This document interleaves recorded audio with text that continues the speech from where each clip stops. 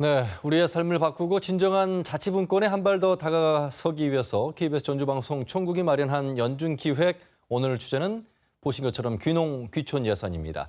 자, 익산 참여연대 이상민 사무처장 모시고 자세한 이야기 나눠보겠습니다. 어서 오십시오. 예, 안녕하세요. 자, 저출산 시대 인구가 유출되면서 인구는 줄어들고 180만이 무너졌습니다. 그로 인한 대안으로 이제 귀농 귀촌 정책이 14개 시군을 비롯해서 이제 전북에서도 주도하고 있는데 전북의 어떤 특징이 어떤 점이 있을까요? 현황까지 함께 짚어주신다면요. 이 앞에 리포트에서 이제 대부분 나왔는데요.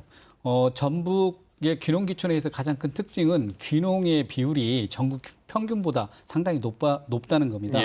전국에서 이제 평균이 한 2.5% 정도 되는데 전북의 경우에는 귀농인의 비율이 한 6.9%로 상당히 좀 높다는 건데, 이러한 특징이 나오는 것은 귀농과 관련해서는 농업 여건이 양호한 전통적인 농업 지역을 선호하는 경향이 있기 때문에 이제 그렇다고 봐야 될 것 같고요.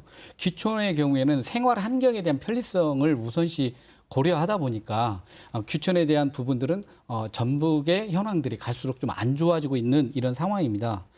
그리고 저희가 이제 귀촌에 대해서 좀 더 많은 관심을 기울여야 될 부분들이, 지금 귀농 귀촌이 8만 명이 좀 넘는데요. 지난 4년 동안 귀촌 인구가 7만 5천 명입니다. 그렇다고 한다면 절대적 비중을 가지고 있는데 정책이나 여러 가지 측면에서 귀촌에 대한 부분들의 정책들이 많이 부족하다는 게 이제 일반적인 평가이고요. 그리고 이제 귀촌에 대해서 생각을 하실 때 대부분 뭔가 은퇴하고 뭐 전원 생활 뭐 이런 분들로 생각을 많이 하시는데 전북의 경우에 한 66% 이상이 40대 이하가 귀촌을 하고 있습니다. 그렇다고 한다면 농촌의 어떤 활력이랄지 지속 가능성 이런 부분들을 놓고 봤을 때 귀촌에 대한 대책들이 앞으로 조금 더 적극적으로 좀 봐야 될 상황이지 않은가 생각을 합니다. 뭐 귀촌하면 우리 지역에서는 이제 완주가 이제 대표적인 곳이고, 역시 농사를 짓고 있는 사람들도 힘든데 귀농에서 농사 짓기는 더 어려운 구조. 그래서 이제 귀촌의 비중이 더 높은데, 정부의 차원의 어떤 귀농 귀촌 정책하고 지자체 차원하고의 약간의 혼선이 빚어지는 경향이 있는 것 같아요. 이 부분에 대한 어떤 대책 수립이 좀 많이 필요해 보이는데 어떻게 보세요?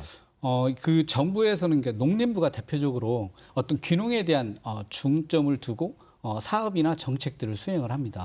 상대적으로 이제 귀촌에 대한 부분들은 정책적으로 소외되고 있고 예산도 거의 없는 상황이고요. 아무래도 농림부가 이제 농업에 대한 중점들을 두다 보니까 귀농에 대한 어떤 관점들을 좀 두고 있다, 뭐 이런 거고요.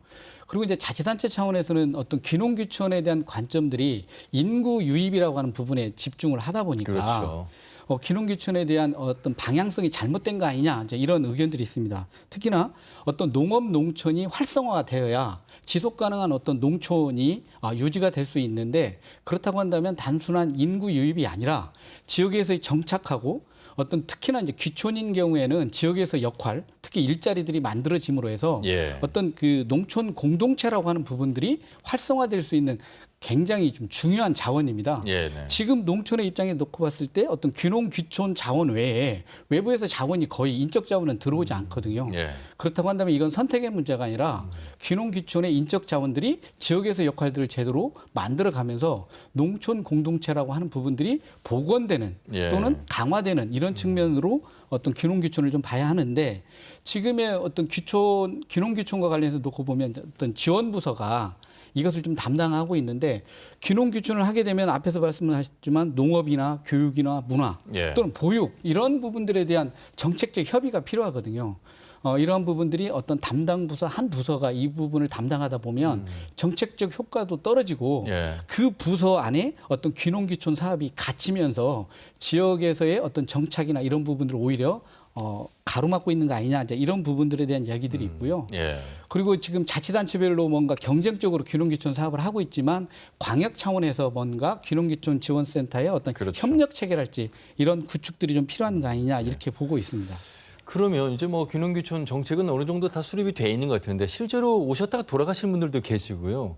그런 분들을 이제 방지하기 위해서 귀농귀촌 지원센터가 각 지자체마다 있고, 또 체류형 뭐 실습농장도 있고, 어떤 이런 중간 조직이 실질적으로 좀 도움을 좀 많이 주고 있다고 봐야 되겠습니까? 현실은 어떻습니까?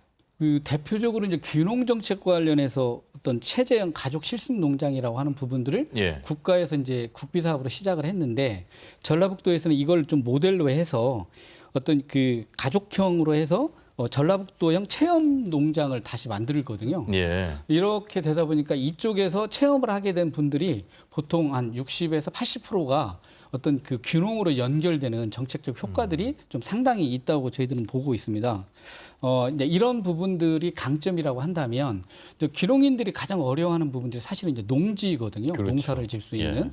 근데 이제 농지가 투기의 대상이 되고 이러다 보니까 비싸죠. 예, 그렇게 되는 부분도 있고 또한 어떤 그 농지와 관련해서 그 농어촌공사에서 농지은행을 운영을 하고 있는데 맞습니다. 예.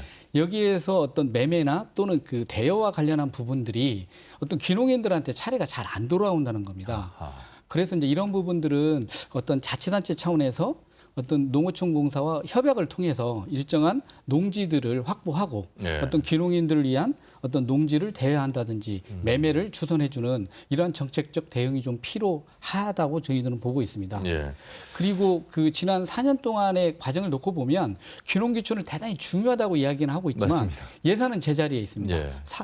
정책도 새로 발굴되는 거 없이 계속 반복하고 있다라고 하는 부분에서 이 부분에 대해서 어쨌든 정책에 대한 검토나 새로운 대안 마련이 시급하다고 이렇게 봐야 될 것 같습니다. 그러니까 안승길 기자도 리포트에서 강조를 했습니다만 숫자 불리기에 이제 급급하면 안 되고 현실적인 어떤 정책 그리고 이분들이 목소리를 좀 더 들어야 되는데 그래서 이제 농식품부가 실태 조사를 했습니다. 이분들이 가장 어려워하는 부분, 이분들이 그래도 만족하는 부분 이런 부분들이 드러났거든요. 좀 눈여겨봐야 되겠습니다. 귀농귀촌이 어렵죠. 예. 어렵지만 이분들이 느끼는 건 귀농 전과 또 귀농을 했을 때 또 귀촌을 했을 때의 만족감이 높다는 게 한 50% 가까이 되고요. 예. 그리고 비슷하다라고 하는 게 30% 이상이 됩니다. 그래서 귀농 귀촌 공이 80% 이상이 어떤 만족도가 전보다 비슷하거나 높다는 걸로 나왔기 때문에 귀농귀촌이 꼭 어렵게만 접근될 문제는 아니고 정책적으로 좀 보완이 잘 된다고 한다면 어떤 귀농귀촌을 좀 더 활성화할 수 있지 않겠냐 이렇게 생각을 하고 있고요. 예. 아무래도 이제 귀농인 같은 경우에는 어떤 소득과 관련한 부분들에 대한 고민들이 그렇죠. 많이 있고요. 그리고 이제 귀촌인 같은 경우에는 어떤 인프라와 관련한 부분들에 대한 요구가 높긴 한데 요즘은 이제 귀촌과 관련해서 앞에서 말씀드렸듯이 젊은 어떤 청년 세대들이 귀촌을 많이 해오기 때문에 예. 경제적인 부분에서의 어려움을 이야기하는 분들이 또 늘어나고 있는 경향입니다. 네.